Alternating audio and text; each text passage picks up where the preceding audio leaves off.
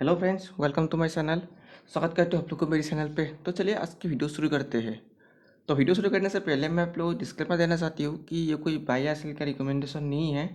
अगर आप लोगों को किसी भी शेयर में डायरेक्ट बाय या सेल करना है तो अपने फाइनेंशियल एडवाइस से ज़रूर बात कर लीजिएगा, क्योंकि ये वीडियो सिर्फ और सिर्फ एक लर्निंग पर्पज़ के लिए ही बनाया गया है। तो चलिए आज की वीडियो शुरू करते हैं। तो आज हम बात करने वाले हैं कांसाई नेरोलैक लिमिटेड के बारे में, जो एक और कंपनी है पेन इंडस्ट्री का।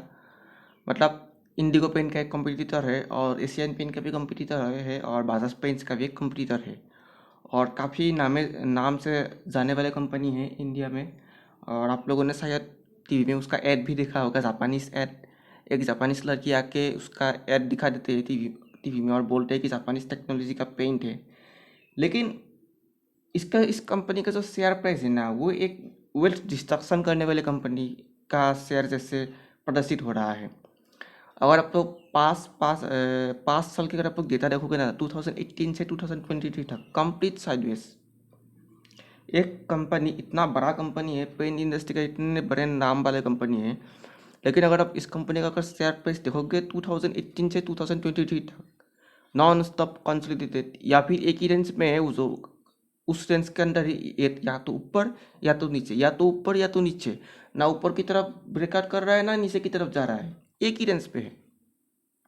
और आप देख रहे हो कंपनी का मतलब ब्रांड कितना बड़ा है, कितने सारे लोग इस कंपनी को जानते हैं, हर कोई जानता है इस कंपनी को। तो कंपनी का बिजनेस आप लोग जानती हो, पेंट इंडस्ट्री में काम करता है। तो पहले आज हम इस वीडियो के थ्रू यही जानने की कोशिश करेंगे कि कंपनी का शेयर प्राइस क्यों बढ़ नहीं रहा है और क्या रीज़न है जिसके कारण कंपनी का शेयर प्राइस बढ़ नहीं रहा है। कोई तो रीज़न होगा। आप लोगों को शायद दिमाग में आ ही गया होगा कि कंपनी का शेयर प्राइस ना बढ़ने का मेन रीज़न है फाइनेंशियल। हाँ, फाइनेंशियल ही है। फाइनेंशियल के कारण ही इस कंपनी का शेयर प्राइस बढ़ नहीं रहा है। लेकिन उसके साथ साथ मैं आप लोग को इस कंपनी का जो टेक्निकल है वो भी दिखाऊंगा और मैनेजमेंट कैसा है वो भी दिखाऊंगा। क्योंकि अभी कंपनी का जो शेयर प्राइस है वो एक मतलब जो एक मेजर सपोर्ट बोलते हैं ना, मेजर सपोर्ट के पास खड़ा है। तो इसीलिए मैं आप लोगों के लिए एक वीडियो बनाने का मन लेकर आया, क्योंकि बहुत सारे लोगों का पसंदीदा कंपनी भी है ये एक। क्योंकि रिटेलर लोगों को वही कंपनी जब सबसे ज़्यादा पसंद आता है जो पिछले 5 साल से कुछ किया ही नहीं है ना। तो चलिए मैं इसलिए आप लोगों को इस बार इस कंपनी से परिचय करा देता हूँ। तो चलिए, ये तो है कांसर नेरोलैक पेन का प्रेजेंटेशन। आप लोग देखिए, पूरी प्रेजेंटेशन शुरुआत हुई यहाँ से। पहले बिजनेस एनवायरनमेंट, नेरोलैक हिस्ट्री और फाइनेंशियल परफॉर्मेंस। तो आप लोग देखोगे तो उसका जब प्रेजेंटेशन देखोगे वहीं पे आप लोग डिमोटिवेट हो जाओगे। यहाँ पे देखिए पहले कंपनी ने क्या दिखा है, रिकेप ऑफ बिजनेस एनवायरनमेंट 2022-23। तो आप लोग देखिए इसका क्या करेंगे हम लोग। गुड डिमांड इन ऑटोमोटिव, ये तो आप सब लोग जानते हैं। इन इंफ्रास्ट्रक्चर ग्रोथ, डिमांड अपस्टिक्स। और इसके बाद देखिए crude oil price, currency depreciation, ship storage, extended monsoon, geopolitical challenges and Ukraine war. तो भाई ये सब हम सब लोग जानते हैं। इसको दिखा के क्या फ़ायदा आप लोग। मतलब अगर आप लोग एक प्रेजेंटेशन बना रहे हो ना, तो प्रेजेंटेशन में आप लोग जो मतलब ग्रोथ की चीज़ है, कहाँ पे कॉस्ट ज़्यादा इंक्रीज़ हुआ है, किस तरीके से कंपनी काम कर रहा है, आपने प्लान किस तरीके से लगाया है, ईबीआईटी कितना इंक्रीज हुआ है, कितना डिक्रीज हुआ है, अर्निंग पर शेयर कितना इंक्रीज हुआ है, कितना डिक्रीज हुआ है, वो सब दिखाना चाहिए। लेकिन इस कंपनी की अगर आप लोग प्रेजेंटेशन देखोगे तो आप लोगों को होश उड़ जाएगा। यहाँ पे देखिए उसके बाद उन लोगों ने लेकर आया नेरोलैक स्टोरी। तो ये स्टोरी भी कोई काम का है नहीं, इसको लेकर अब क्या इन्वेस्ट करेंगे। उसके बाद देखिए we are a powerful of pens. तो देखिए आप लोग, अगर आप लोग उसका प्रेजेंटेशन देखोगे तो प्रेजेंटेशन में देखो कहीं पे भी आप लोगों को कोई भी एक अच्छा सा फाइनेंशियल परफॉर्मेंस का मतलब टॉपिक आप लोग को नहीं देखने को मिलेगा।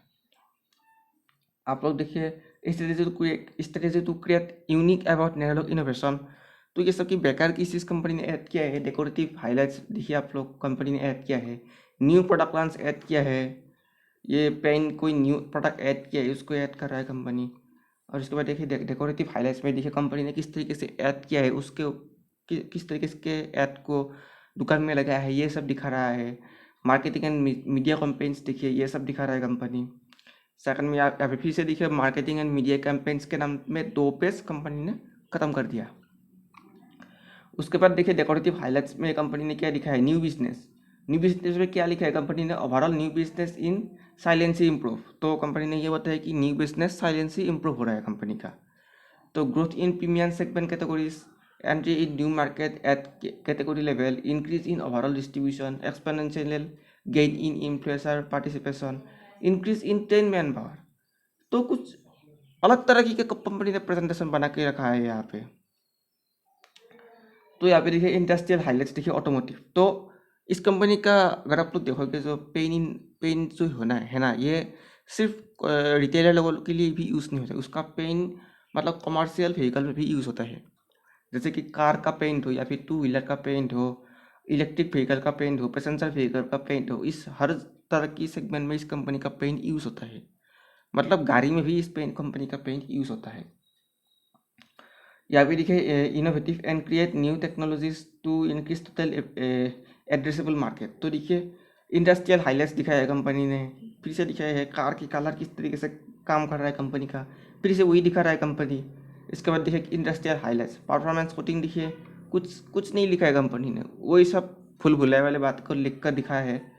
यहाँ पे देखिए लिक्विड है और पाउडर दिखाया है। पाउडर मीन्स ये मतलब जो वॉशिंग मशीन है और माइक्रो ओवन है उनमें से उनमें जो कलर यूज़ होता है ना, वो भी नेरोलैक का ही कलर यूज़ होता है, उस तरीके से बताया है।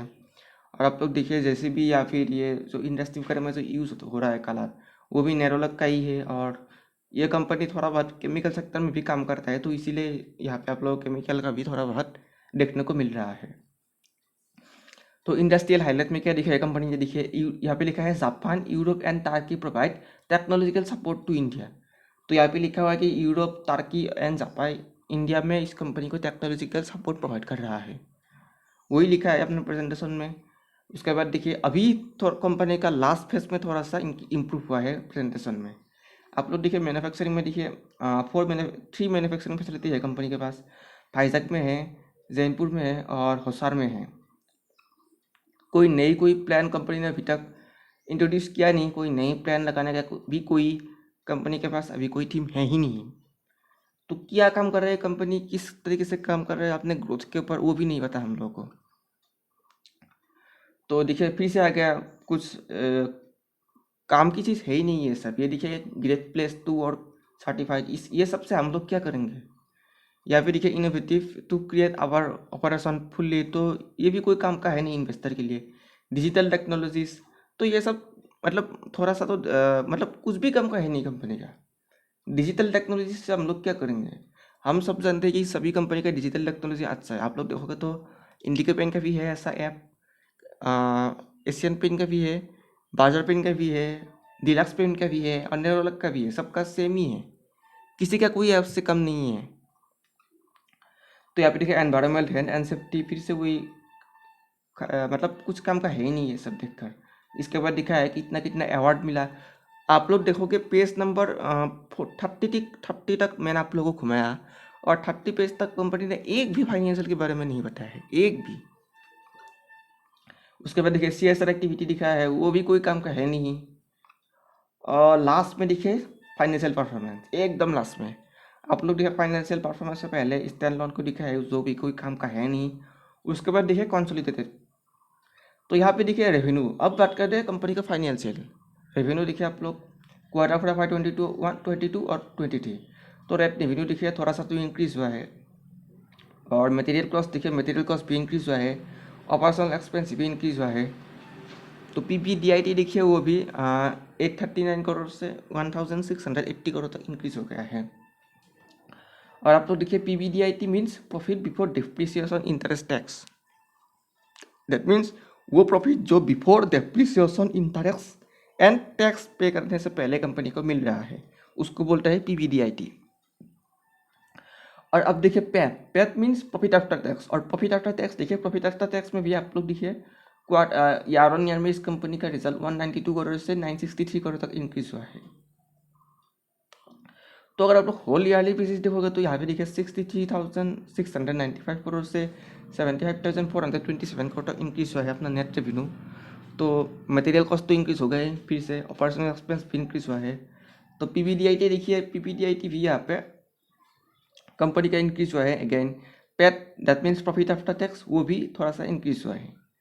तो इस कंपनी का अगर फाइनेंशियल कंसोलिडेटेड रिजल्ट देखोगे तो उसमें आप लोग को देखने वाली चीज़ यही है कि PBDIT और पैट में और रेवेन्यू में ईयरली बेसिस पे थोड़ा सा इंक्रीज हुआ है। तो यहाँ पे देखिए वर्किंग कैपिटल, देखिए वर्किंग कैपिटल भी कंपनी का इतना खास अच्छा है नहीं। तो देखिए, तो नेट वर्किंग कैपिटल देखिए 17,704 करोड़ का है, जो इंक्रीज होकर 18,468 करोड़ तक आ गया है। तो देखिए, डेप्टर्स पे भी इंक्रीज हुआ है कंपनी का, कुछ खास नहीं है। अगेन देखिए, लोन एंड एडवांस देखिए, लोन एंड एडवांस भी इंक्रीज हुआ है कंपनी का, वो भी कुछ खास है नहीं। तो कैश एंड बैंक बैलेंस थोड़ा सा तो इंक्रीज हुआ है, क्योंकि कंपनी ने लोन फिर से लिया है। तो अगर आप तो डिविडेंड देखोगे तो कंपनी ने डिविडेंड भी दिया है, 270% का डिविडेंड दिया है कंपनी ने इस फाइनेंशियल ईयर पे। And bonus equity share provide किया है, वो भी लिखा है। तो कैपेक्स देखिए, प्रोजेक्ट में देखिए 2022 और 23 में देखिए 2021-22 के मुकाबले काफ़ी गया है। तो देखिए यहाँ पे 1450 करोड़ था लास्ट ईयर, जो खत के इस ईयर 280 करोड़ तक आ गया है। नॉर्मल में देखिए 875 करोड़ था, जो इंक्रीज होकर 1160 करोड़ तक आया है। अगेन अगर आप टोटल कैपेक्स देखोगे तो 2290 करोड़ से 1396 करोड़ तक घट गया है। तो देखिए, कैपेक्स में फुल प्रूफ गिरावट है कैपेक्स में भी इस कंपनी का। तो सब्सिडाइज के बारे में भी कंपनी ने दिखा है इस तरीके से, नेपाल, बांग्लादेश, श्रीलंका और नेटफ्लिक्स नाम का एक सब्सिडरी है कंपनी का। तो नेपाल, बांग्लादेश और श्रीलंका में भी इस कंपनी का बिजनेस है। तो यही थी इस कंपनी का प्रेजेंटेशन। तो इस कंपनी का प्रेजेंटेशन दिखाने का मेरा मकसद यही था कि एक अच्छा कंपनी का प्रेजेंटेशन और एक फाइनेंशियली ख़राब कंपनी का प्रेजेंटेशन हम लोग किस तरीके से मालूम पड़े। आप लोगों को मैंने इंडिगो पेंट का प्रेजेंटेशन दिखाया था, उसमें आप लोगों ने देखा किस तरीके का प्रेजेंटेशन कंपनी ने बनाया है। हर तरीके से आप लोग देखोगे तो यहाँ पे सिर्फ और सिर्फ ग्रोथ का face, only growth, sales, revenue किस तरीके से एक्सपेंस कर रहा है, एड में कितना एक्सपेंस कर रहा है, अर्निंग कितना आ रहा है, फ्यूचर किस तरीके से अर्निंग आ सकता है, उसके ऊपर काम कर रहा है। लेकिन अगर आप लोग नैरोलैक पेन को देखोगे तो यहाँ पे तो कुछ है ही नहीं ऐड करने वाली। अब देखिए उस कंपनी ने क्या ऐड किया है, CSR कितना किया है, ग्रेट प्लेस टू और उसके बाद देखिए किस तरीके से ब्रांड एम्बेसडर क्या है, किस तरीके से एडवर्टाइजमेंट कर रहा है, उसके ऊपर बोल रहा है। वो सब बोल देख के क्या फ़ायदा, वो सब थोड़ी ना इन्वेस्टर का कोई काम आएगा। आप लोग देखिए यहाँ पे कंपनी का मैं आप लोग को थोड़ा सा ऊपर फिर से लेकर जाता हूँ। देखिए CSR इनिशिएटिव दिखा है, ये सब देखकर क्या फ़ायदा हम लोगों को, कितना अवार्ड मिला है वो भी दिखा रहा है। इससे अगर शेयर होल्डर को अगर प्रॉफिट मिलता ना तो बात अलग थी, उससे कोई प्रॉफिट नहीं मिलेगा हम लोगों को। तो कुछ इस तरीके से बिना मतलब बिना लाभ वाले कोई चीज़ दिखा रहा है इस कंपनी। तो चलिए अभी मैं आप लोग को इसकी ना डॉटिंग पे ले चलता हूँ और कंपनी का मेन रेशियो पर देखा जाता है फटाफट। तो रेशियो बस देखिए, मार्केट कैप देखिए 23,070 करोड़ का, और ये मतलब जो इंडिगो पेंट है, इंडिगो पेंट से उसका मार्केट कैप थोड़ा ज़्यादा है, तो that means company Indigo paint से थोड़ा बड़ा है। और पी रेशियो देखिए, वैल्यूएशन काफ़ी ज़्यादा है, 50 के आसपास है। ROE दिखे, सॉरी ROC दिखे 14.5% का है। और अगर वो डेप देखोगे तो 287 करोड़ का है। सेल्स ग्रोथ देखिए 3 ईयर्स का 3 डिजिट में है एटलीस्ट 12.6%। और अगर आप लोग ROC देखोगे 3 ईयर्स का, ये भी 14.5%। तो अगर आप तो ROC देखोगे 3 ईयर्स का और इस ईयर का लगभग सेम है। तो PEG रेशियो देखिए निगेटिव में है, और डेप्ट टू इक्विटी रेशियो देखिए ना कि बराबर, दैट मीन्स कंपनी के पास डेप्ट है ही नहीं। और क्विक रेशियो देखिए 2.52। तो ओवरऑल क्विक रेशियो देखें तो क्विक रेशियो कंपनी का अच्छा है, एंड करंट रेशियो अच्छा है। एंड अगर आप क्विक रेशियो देखोगे तो क्विक रेशियो भी कंपनी का काफ़ी अच्छा है। तो एंटरप्राइज वैल्यू देखिए अभी मार्केट कैप से थोड़ा सा ज़्यादा है, क्योंकि ये जो 200 करोड़ का जो लोन है ना, इसको ऐड करके 23,234 करोड़ तक आ जाता है। तो एसेट टर्नओवर रेशियो कंपनी का अच्छा है, और इंटरेस्ट कवरेज रेशियो भी बहुत अच्छा है। और CMP/FCF देखिए वैल्यूएशन काफ़ी ज़्यादा है उसके मुकाबले। और प्राइस टू कैश फ्लो देखिए 56.5 का है, ये भी अच्छा है। फ्री कैश फ्लो देखिए 287 करोड़ का फ्री कैश फ्लो है कंपनी के पास, तो कंपनी के पास कैश तो है। और ROIC देखिए 10.7% एंड इन्वेंट्री टर्नओवर रेशियो देखिए 3.13%। तो अगर आप लोग इस कंपनी का रेशियो वाइज देखें तो पी रेशियो काफ़ी ख़राब है, तो वैल्यूएशन काफ़ी ज़्यादा है कंपनी का। अगेन अगर आप ROC देखोगे तो 3 ईयर्स एवरेज ROC के मुकाबले है, तो इतना ख़राब भी नहीं है, इतना अच्छा भी नहीं है। PEG रेशियो नेगेटिव में है, काफ़ी ख़राब है ये भी। तो ओवरऑल अगर आप लोग रेशियो वाइज देखें तो रेशियो कंपनी का एक मिक्सअप है, क्योंकि प्रॉफिट वेरिएशन देखिए, प्रॉफिट वेरिएशन नेगेटिव में है। दैट मीन्स कंपनी के पास सेल्स तो आया है लेकिन प्रॉफिट आया ही नहीं इस तरीके से। तो ये सब देखने वाली चीज़ है इस कंपनी में। तो चलिए अभी पर कंपनी का जो पी रेशियो है, हिस्टोरिकल पी, उसको देख लेते हैं। तो कंपनी का जो मीडियन पी है वो है 48.5 का, और करेंटली कंपनी का पी चल रहा है 49 के आसपास। तो अपने मीडियन पी के आसपास ही है, काफ़ी ज़्यादा वैल्यूएशन है अभी भी। तो अगर आप लोग देखोगे तो क्वार्टरली रिजल्ट तो आप लोग देखो, यहाँ पे देखिए जून में देखिए 2022 2051 करोड़, और उसके बाद देखिए सितंबर, दिसंबर और मार्च, लगातार 3 क्वार्टर डाउनफॉल सेल्स में। आप लोग देखिए सितंबर में फिर से डाउनफॉल टू 1931, उसके बाद दिसंबर में फिर से डाउनफॉल, उसके बाद देखिए मार्च में फिर से डाउनफॉल। तो लगातार अगर 3 क्वार्टर अगर कंपनी का, एक कंपनी का अगर सेल्स में अगर डिक्रीज होगा तो डेफिनेटली आप लोग को शेयर प्राइस में गिरावट देखने को मिलेगा, डेफिनेटली मिलेगा। क्योंकि 1 क्वार्टर अगर डाउनफॉल होता है तो हम लोग मान सकते हैं कि 1 क्वार्टर कंपनी का खराब आ जाता है, कोई एक्सटर्नल इशू होता है या फिर ये बिजनेस है, बिजनेस में कभी कभी नुकसान भी होता है। लेकिन अगर लगातार 3-4 क्वार्टर अगर डिक्रीज में जा रहा है तो वो एक सोचने वाली चीज़ है ना। आप लोग देखिए 3 क्वार्टर लगातार सेल्स में गिरावट, तो ये सब कारण के लिए आप लोग को यहाँ पे थोड़ा सा प्रेशर देखने को मिला है प्राइस में भी।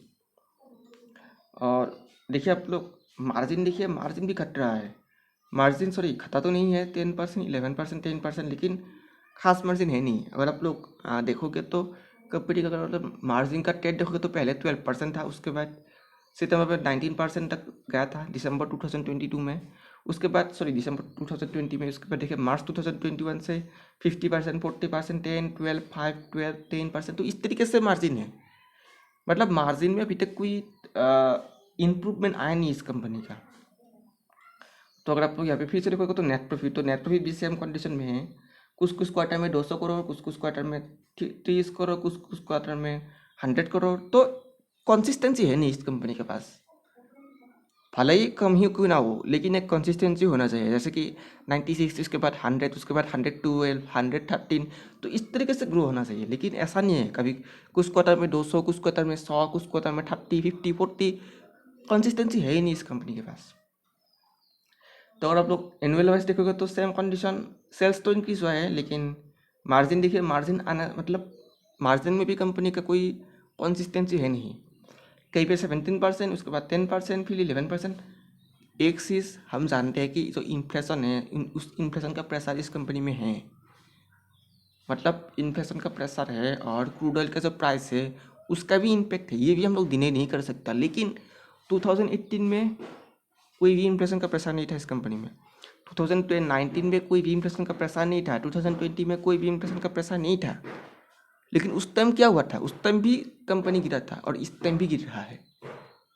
प्रॉब्लम यही है इस कंपनी में। आप लोग देखिए 2018 से ये कंपनी गिरना शुरू हुई थी।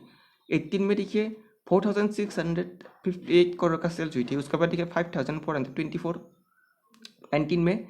लेकिन 19 में आप लोग देखोगे नेट प्रॉफिट में गिरावट आया था, लेकिन उस टाइम ना क्रूड की प्राइस बढ़ा था, ना कोविड आया था, ना क्या आया था, कुछ भी नहीं आया था उस टाइम।